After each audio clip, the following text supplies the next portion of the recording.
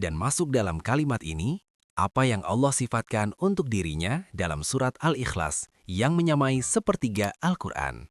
Allah berfirman, artinya, katakanlah, dialah Allah yang Maha Esa. Allah adalah zat yang bergantung kepadanya segala sesuatu. Dia tidak beranak dan tidak pula diperanakan, dan tidak seorang pun yang setara dengan dia. Dan masuk dalam kalimat ini, yang dimaksud adalah kalimat yang telah lalu, yaitu pernyataan Ibnu Taimiyah. Allah telah mengumpulkan dalam sifat dan pemberian nama kepada dirinya antara penafian atau peniadaan dan penetapan dalam sifat. Pada paragraf ini, beliau ingin menunjukkan kepada hal itu dari Kitabullah dan As-Sunnah dan memulainya dengan surat Al-Ikhlas karena keutamaannya itu. Dan dinamai dengan Al-Ikhlas karena surat ini benar-benar murni menjelaskan sifat-sifat Allah, juga menuntun kepada pembacanya untuk membersihkan diri dari syirik.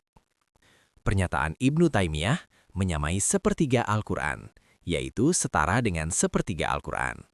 Yang demikian ini dikarenakan inti kandungan makna Al-Quran ada 3, tauhid, kisah-kisah, dan hukum-hukum.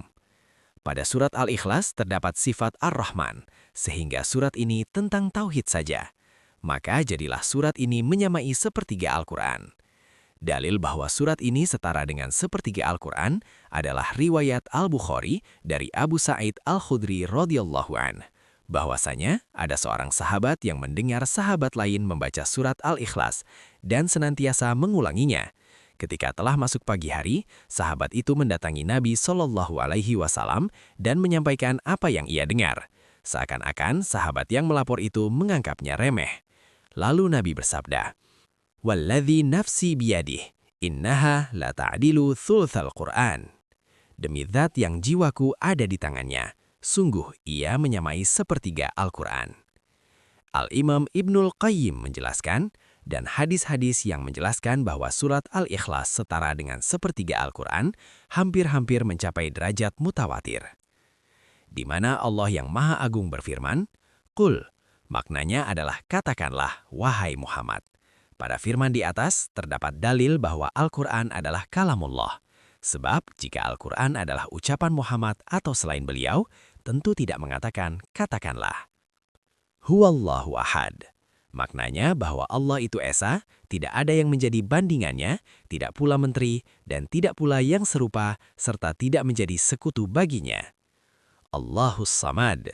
Maknanya adalah As-Sayyid yang telah sempurna dalam kehormatannya, kemuliaan, dan keagungan. Padanya terdapat semua sifat kesempurnaan.